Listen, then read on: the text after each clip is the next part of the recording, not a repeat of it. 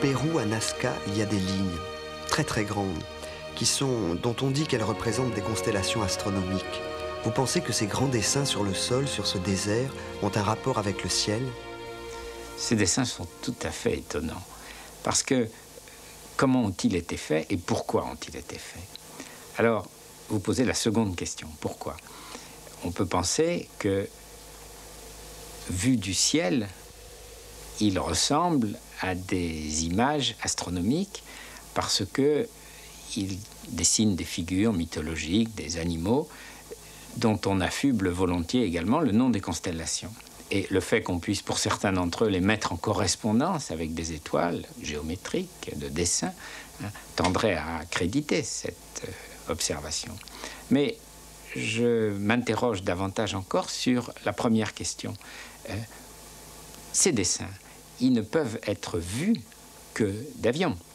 Et aucun de leurs auteurs ne les a jamais vus dans leur ensemble. Il n'y a pas de montagne suffisamment haute, proche, pour les voir à plat sur le sol. Ils ont donc été dessinés sans que jamais personne ne puisse en voir la totalité. Donc pour les dessiner, il a vraisemblablement fallu avoir un modèle dessiné sur une feuille de papier ou un tissu et un quadrillage sur ce modèle qui permettait de reproduire à une échelle différente.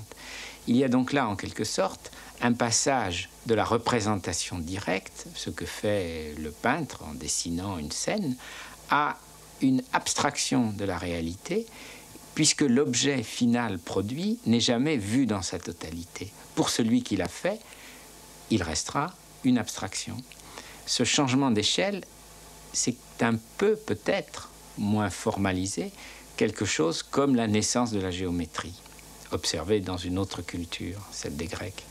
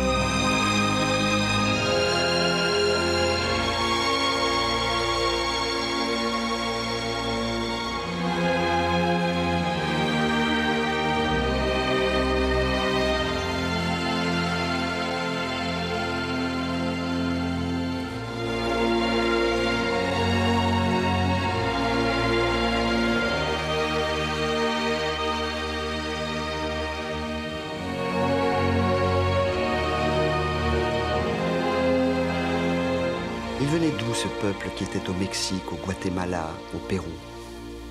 Comme tous ces peuples-là, ils venaient d'Asie, n'est-ce pas? Ça, nous savons maintenant de la façon la plus certaine, par l'examen des sangs, que les facteurs sanguins des Indiens de l'Amérique, depuis l'Alaska jusqu'à la Terre de Feu, et ceux des autochtones de l'Asie du Nord-Est, tels que le nord de la Corée, la Sibérie, jusqu'au Kamtchatka, toutes ces populations qu'on appelle les Toungous, les Tchoukchi, etc., ils ont les mêmes facteurs sanguins fondamentaux. Donc ce sont réellement des Asiatiques, mais qui sont passés par le désert de neige et de glace du nord.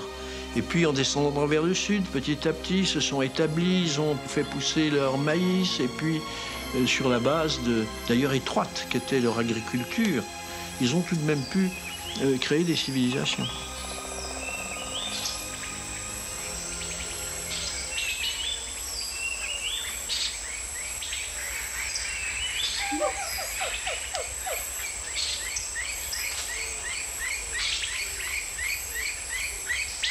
Les traces de leur savoir astronomique, elles sont où? On les trouve où? Eh bien, on les trouve dans les traditions, dans les inscriptions, mayas notamment, et puis dans les monuments. Il y a des monuments qui sont des observatoires, en fait. Soit par définition, si je peux dire, par vocation, soit par utilisation. C'est-à-dire qu'il y a, par exemple, à Chichen Itza, au Yucatan, il y a un observatoire, véritablement, celui qu'on appelle le Caracol, qui est une tour avec des lunettes de visée, n'est-ce pas? Et puis, il y a des monuments dans toutes sortes, dans une bonne dizaine d'endroits, au moins en pays maya, à Copan, au Honduras, à Huachactún, au Guatemala, où c'était des pyramides, des temples, mais qui étaient disposés de telle sorte que l'on pouvait avoir des lignes de visée sur, par exemple, le point de l'horizon où serait le lever du soleil à telle date, les équinoxes et les solstices, ce qui intéressait naturellement la vie quotidienne des gens et en particulier l'agriculture.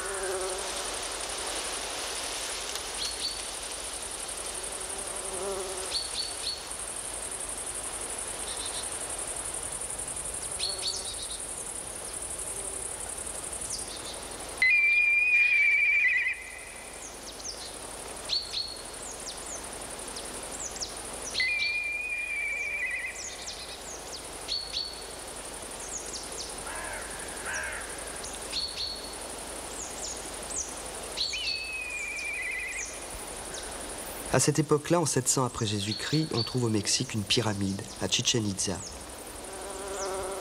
Elle est faite de 9 terrasses qui représentent les 9 ciels mayas. Chaque terrasse est divisée en 2 parties, ce qui donne 18 mois, le nombre de mois dans le calendrier civil. Elle comporte 4 escaliers, de 91 marches chacun, ce qui donne 364 marches, et avec la plateforme 365. L'orientation du bâtiment permettait d'observer le coucher du soleil. On trouve pareil en Corée, une tour de 366 pierres, 28 étages de pierre qui correspondent au mois lunaire, orientée aussi vers le sud pour observer le coucher du soleil. Vous diriez que ces bâtiments étaient des observatoires astronomiques?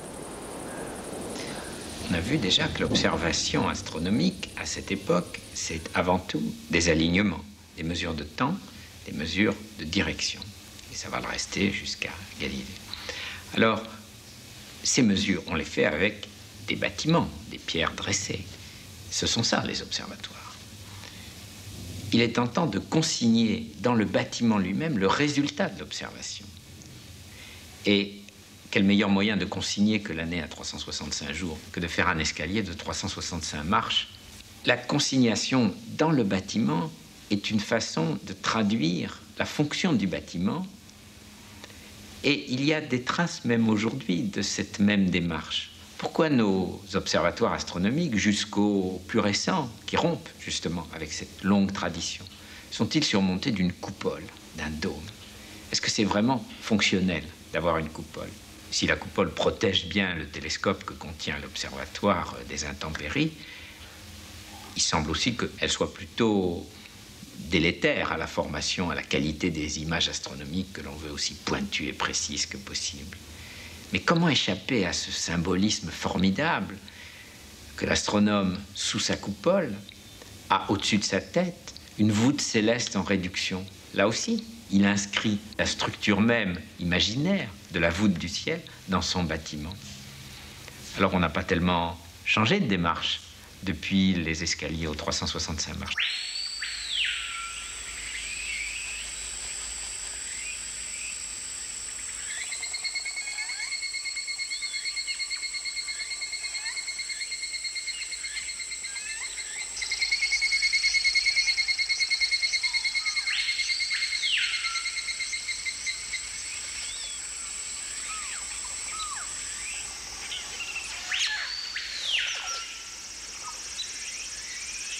l'observatoire connu de Huachactún, au Guatemala.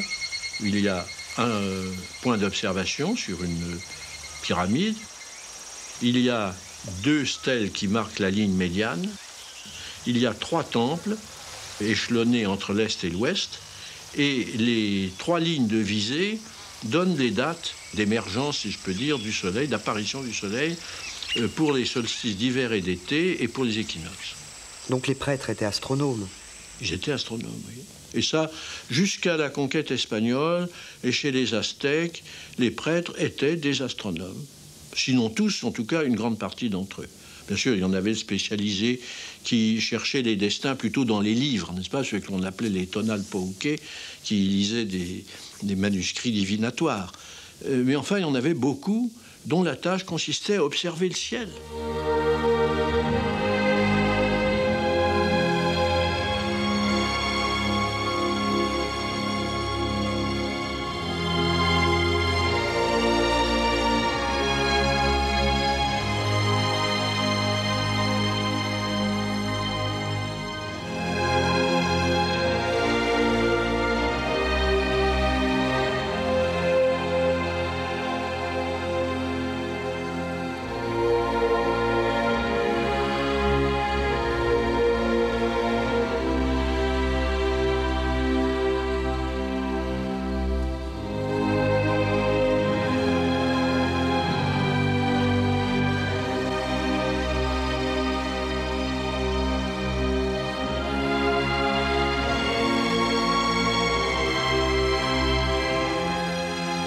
Qu'est-ce que c'est qu'un codex?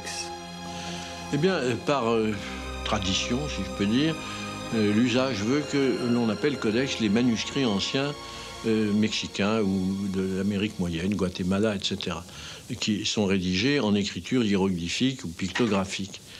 En anglais, on dit codex, en espagnol, códice. Et comme vous savez, pour ce qui est des Mayas, on en connaît 3. Et peut-être, je pense, un 4e, mais qui est plus récent. Et quant aux 3 qui existent, l'un d'entre eux qui est à Paris, et qui a été trouvé d'ailleurs dans une corbeille à papier dans la Bibliothèque nationale, on n'a jamais su comment il était parvenu. Il est malheureusement en fort mauvais état. C'était un livre sur les cérémonies, une sorte de missel, si vous voulez. Le Dresden, qui était conservé à la Bibliothèque royale de Dresde, lui est beaucoup mieux conservé et il donne beaucoup d'indications astronomiques sur les éclipses de lune, sur la planète Vénus, etc., etc.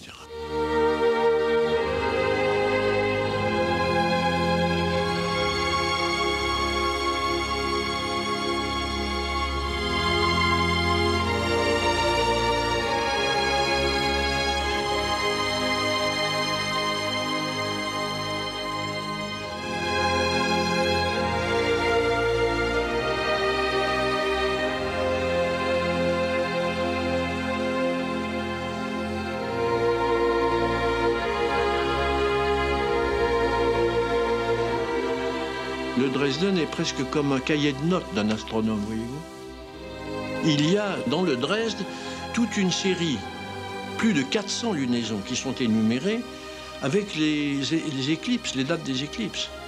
Et ils avaient calculé la durée qui séparait une éclipse de l'autre avec une exactitude qui confond les astronomes actuels.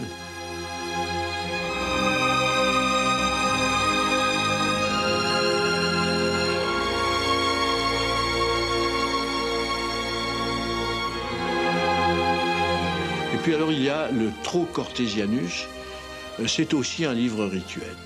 Mais enfin tout ça ne nous donne pas une clé aussi complète que Champollion a pu la donner grâce à la description, à la découverte de la pierre de Rosette. Malheureusement, il n'y a pas de pierre de Rosette maya, alors nous sommes obligés d'avancer. Et depuis des années, on avance, mais enfin notre connaissance n'est pas tout à fait complète. Alors jusqu'à présent, ces codex nous donnent une vision, si vous voulez, un peu squelettique. C'est un peu comme si notre civilisation ayant disparu, les archéologues du futur n'auraient pour savoir ce que nous pensions et ce que nous étions qu'un livre de messe et le calendrier des PTT.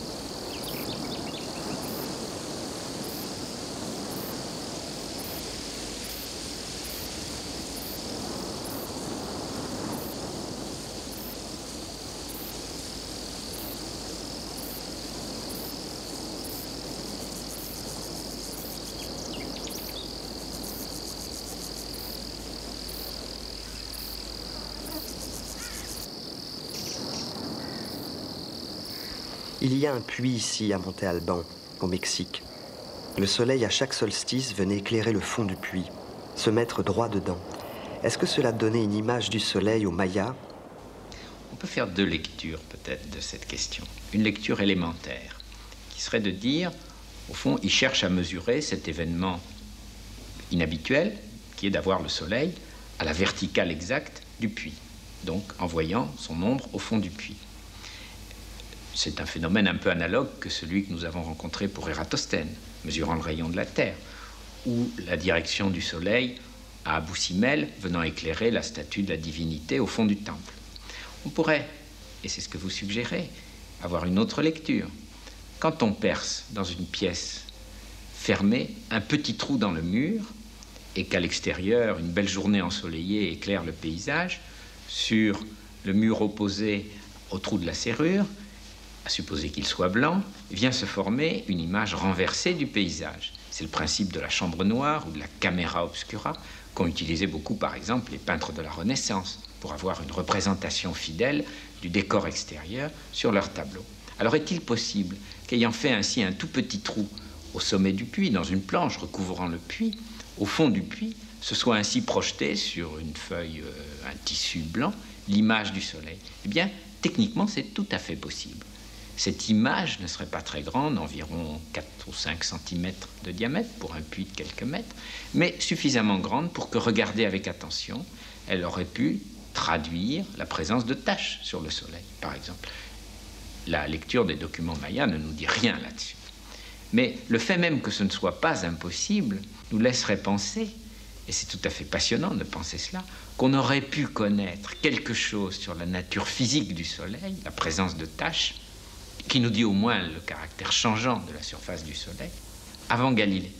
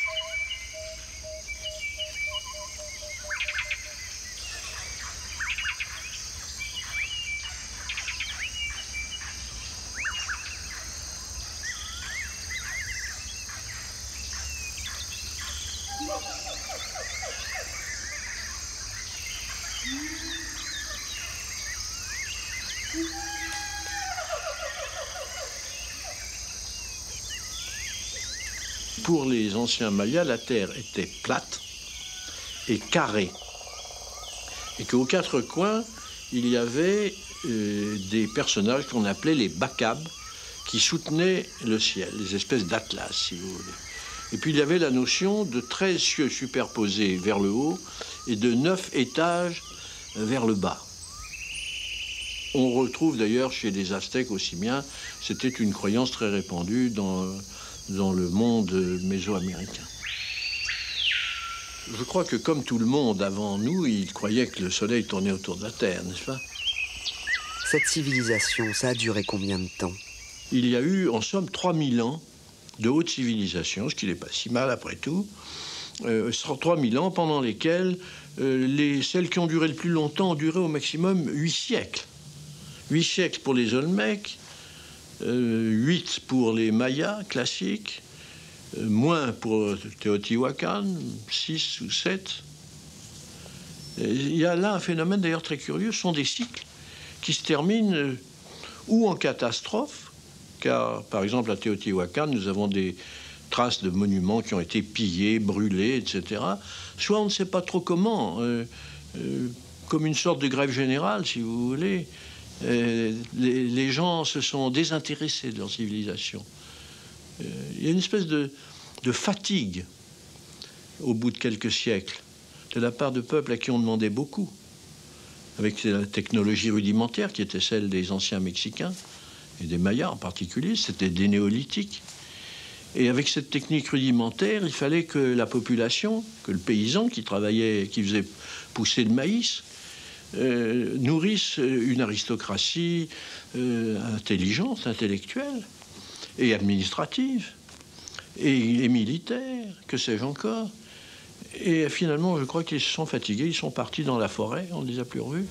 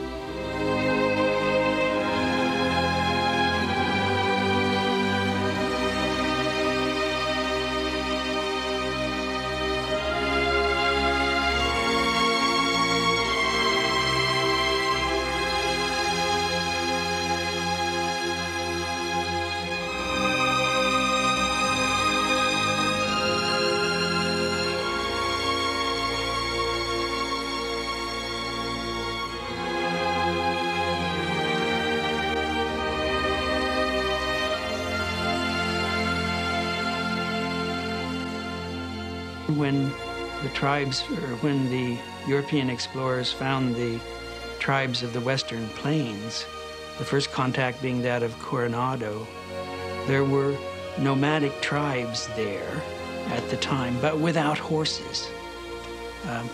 We're talking now about the Plains Indians, the Arapaho, the Shoshone, the Sioux, the Cheyenne, the Pawnee, and many of the other tribes, the Cree. Quelle était la tribu dont on pourrait dire qu'ils avaient les meilleurs astronomes?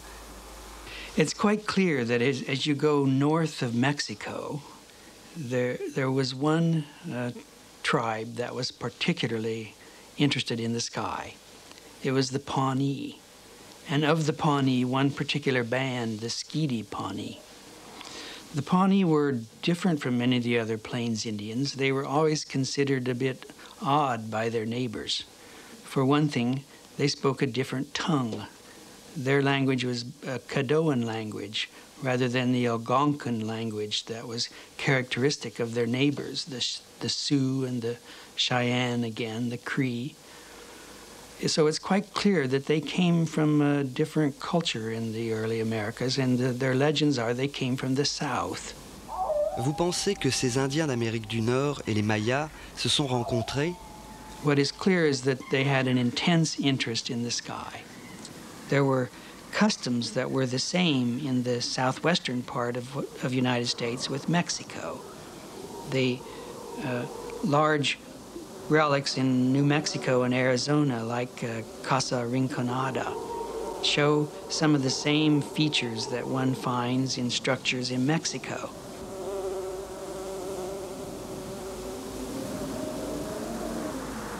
The Pawnee occupied what is now Nebraska, North Dakota, South Dakota, the central parts of the United States.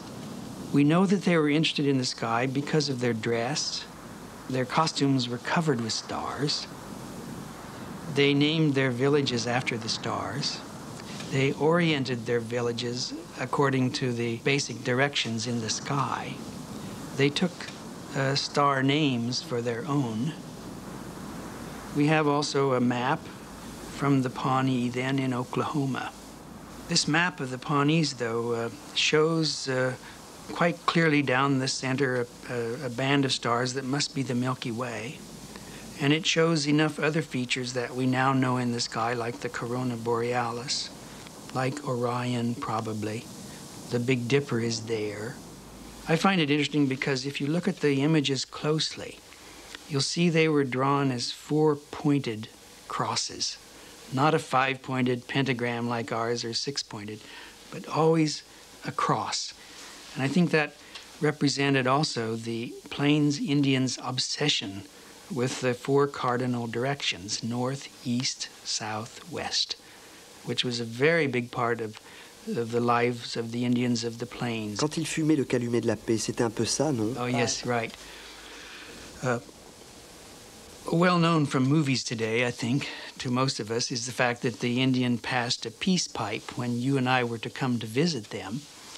We would be seated in their teepee and be granted the chance to take a ceremonial puff on this pipe that was passed around, made out of pipestone. The proper way to do that was to take 6 puffs. One was for north, one was for east, one south, one west, one for up, and one for down. It shows that they were very interested in orientation, and that they had a delightfully, what we would call Cartesian coordinate system with nice right angles in there.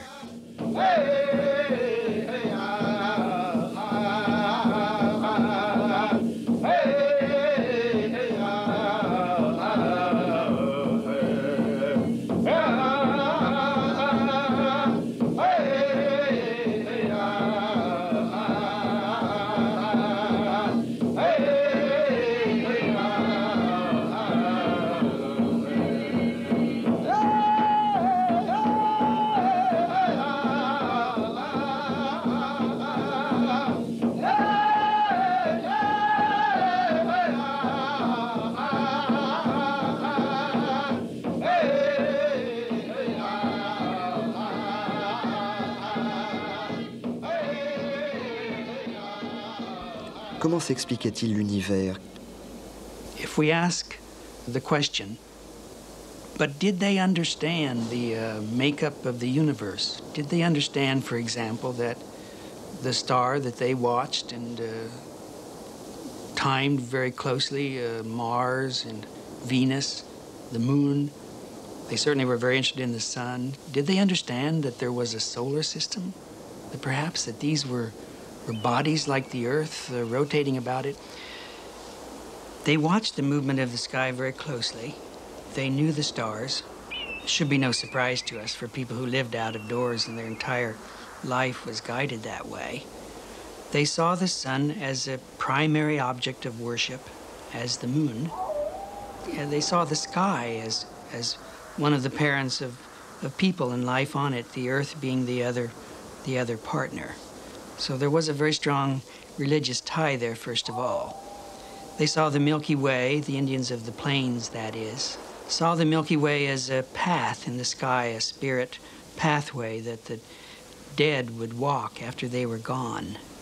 So when we ask the question about their cosmology, it's not unlike our being asked something about, but what is God? What is your God? What is he made of? How does he work? That's not a question you ask, perhaps, because it was a part of their religion. What we'd like to know, of course, is did they have a picture of the universe? If they saw things like the eruption of the supernova in 1054, as I believe they did, and recorded it in rock, did they appreciate what a supernova was?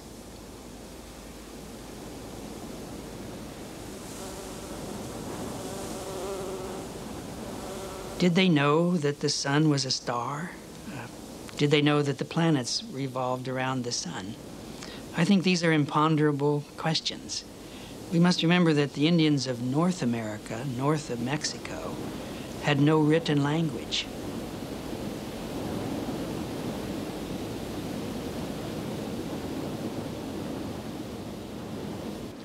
Vous diriez que les Indiens d'Amérique du Nord avaient des observatoires astronomiques? I think it's quite clear that they did. The biggest examples are to be found in Mesoamerica, certainly, with the temples there and the buildings that were aligned that way. I think we see evidence of it farther north in what are today the Pueblo Indians of the Southwest, where, again, they were orienting their kivas and sacred structures that way, being a kind of observatory. Perhaps the clearest example are the medicine wheels, and the one in Wyoming, Montana, whose main structure, like that of Stonehenge, was laid out according to the direction of rise of the sun on the summer solstice. One can demonstrate that today by going up there on the morning of the summer solstice on June 21 and watch the sun rise. It rises exactly in line with some of the outlying piles of stone or cairns that make up the medicine wheel. There are 28 spokes in the medicine wheel, very close to the number of days in a lunar month, perhaps close enough for the mathematics of a people who had no written language. It looks like a picture of a sun. It looks like the kind of suns that my children drew when they were little. Qu'est-elle devenue, l'astronomie des Indiens d'Amérique du Nord? We must remember that the Pawnee, as well as their neighboring tribes, had been there a long while. And we must also remember that although most of us think of Indians of the plains as riding horses and fighting John Wayne in battles there, that the horse was to them a very modern thing, like our use of the airplane, perhaps, or the automobile. They didn't have the horse until Coronado brought it from Europe. It didn't reach the Americas until the time of Cortez and Coronado. The Indians liked it so much that it caught on very fast, and it changed their way of life. I rather think it may have had something to do with their forgetting some of their astronomical past, by the way.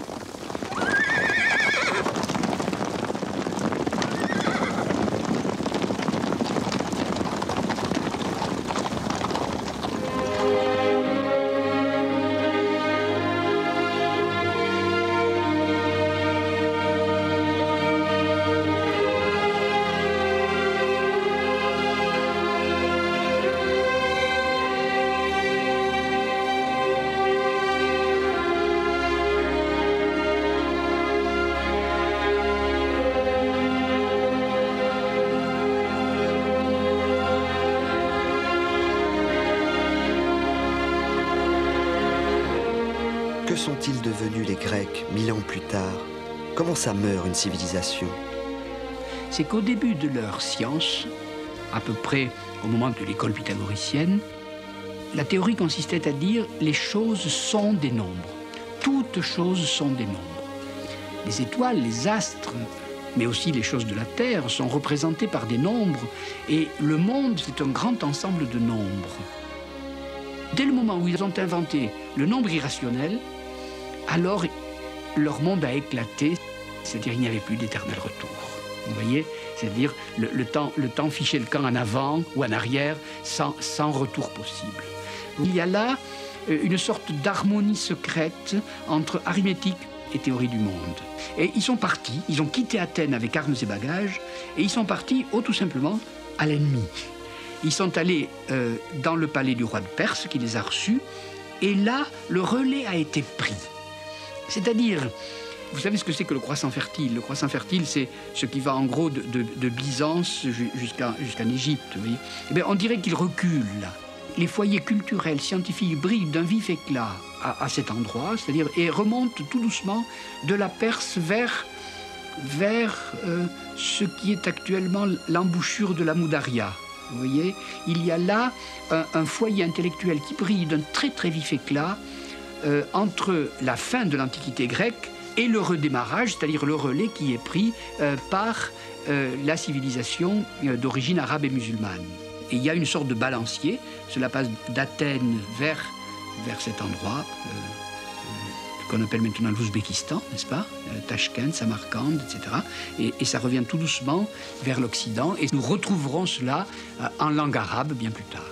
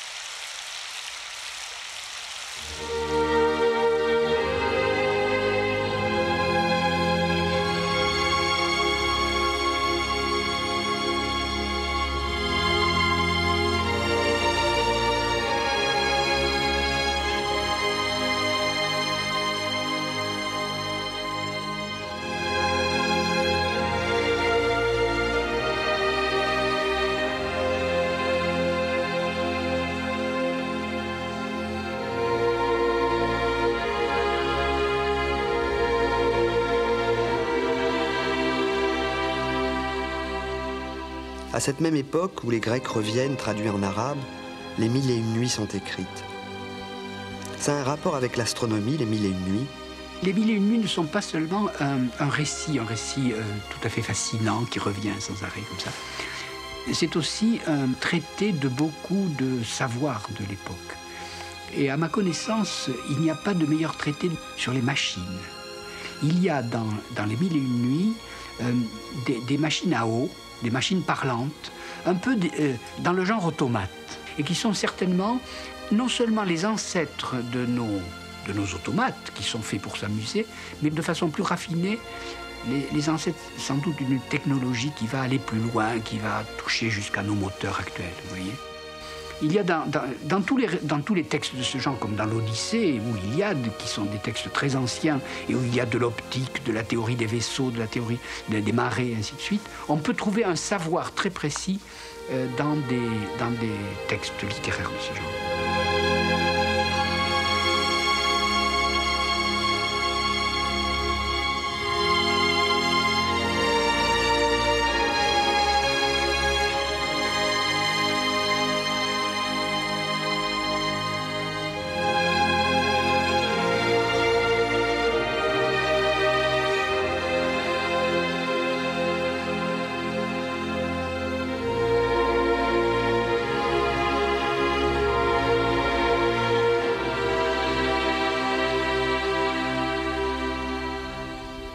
On dit souvent que les textes grecs reviennent traduits en arabe.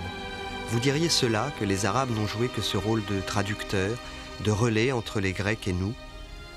Non, c'est très injuste. En effet, on dit toujours intermédiaire arabe. Comme si les Arabes avaient reçu des Grecs la science et nous avaient transmis le contenu de cette science par la suite. C'est vrai, les Arabes ont joué le rôle d'intermédiaire, mais pendant ce temps-là, ils ont ajouté à la science tout autant que, peut-être pas tout autant, mais beaucoup par rapport à ce qu'ils avaient reçu. Exemple, les Grecs sont d'admirables géomètres.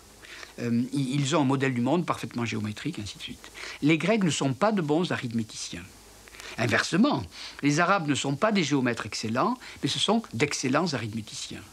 Et par conséquent, dans toutes les sciences comme l'arithmétique et même la mesure astronomique, ils vont exceller dans des points où les Grecs n'excellaient pas.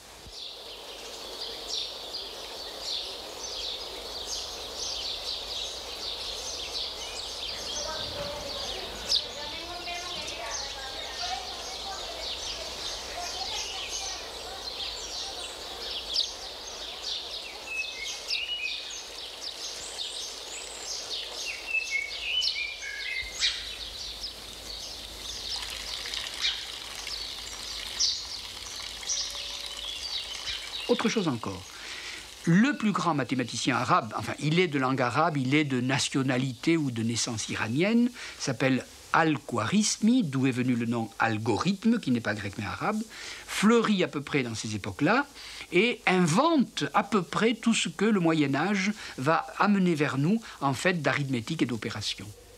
Dès qu'il s'agit de grands nombres, et ceci est très très important, les Grecs sont complètement perdus parce que leur système de numération est très très peu maniable. C'est tout simplement les lettres de l'alphabet. Au contraire, les Arabes inventent la numération qui nous est désormais familière puisque c'est d'elle que nous l'avons héritée et la possibilité souple d'utiliser ce système numéral leur a donné des facilités dans à peu près toutes les sciences. Et par conséquent là, l'héritage est directement arabe. Et la civilisation en question ne joue pas le rôle d'intermédiaire, mais au contraire de fournisseur à l'état de source.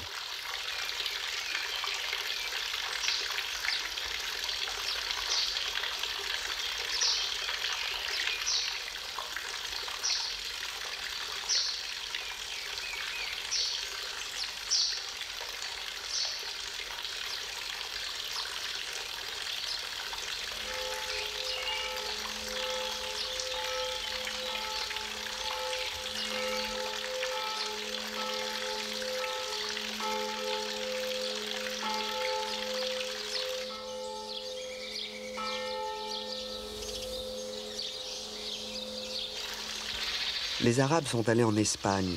Ils y laissent des tables, les tables de Tolède. Les Grecs avaient des tables, et puis on aura encore des tables longtemps. Oui. Qu'est-ce que c'est qu'une table astronomique?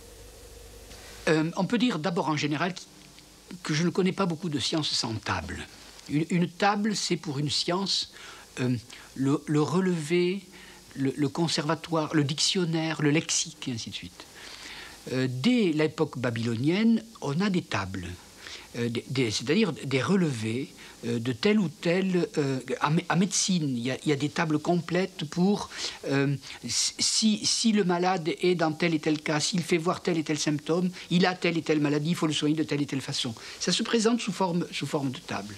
De la même façon, il y a, toujours à l'époque babylonienne, des tables de calcul. Vous voyez, dans telle situation algorithmique, si vous posez ça, vous aurez tel résultat. Par conséquent, le régime de la table, la méthode de la table est multimillénaire, très ancienne. Chez les Grecs, il y a de nouveau des tables, et Hipparque invente la trigonométrie à partir de tables qui donnent à gauche l'angle et à droite la longueur du côté correspondant. Vous voyez ? Donc il y a aussi des tables qu'on appelait des tables de cordes. Vous voyez ? Dans l'astronomie, alors dans l'astronomie d'observation, bien entendu, il y a les tables tolédanes, celles de Tolède, qui sont appelées aussi les tables alphonsines, du nom du roi qui régnait à l'époque. Et toutes ces tables-là convergent vers l'invention de Newton. Et dès qu'on a une loi mathématique qui rend compte de la totalité de ces nombres, on n'a plus besoin de table. Voyez. Mais savez-vous qu'actuellement, pour diriger les vaisseaux spatiaux, nous avons de nouveau des tables de nombres qui permettent de le faire. Voyez. Et par conséquent, ces tables qui sont si anciennes, puisqu'on les retrouve dans la tradition babylonienne, elles sont encore là, présentes sous nos yeux, dans les technologies les plus raffinées.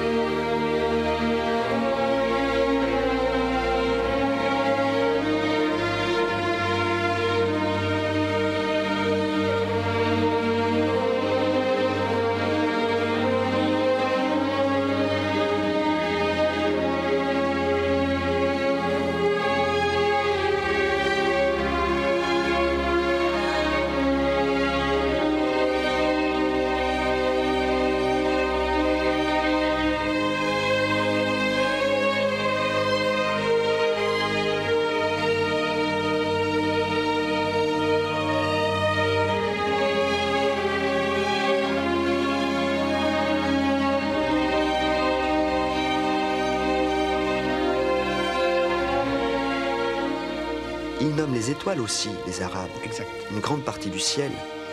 Le ciel est un joli dictionnaire qui parle plusieurs langues, puisqu'il y a des étoiles qui ont des noms latins, Sirius, des étoiles qui ont des noms arabes, Aldébaran, et des étoiles qui ont des noms grecs.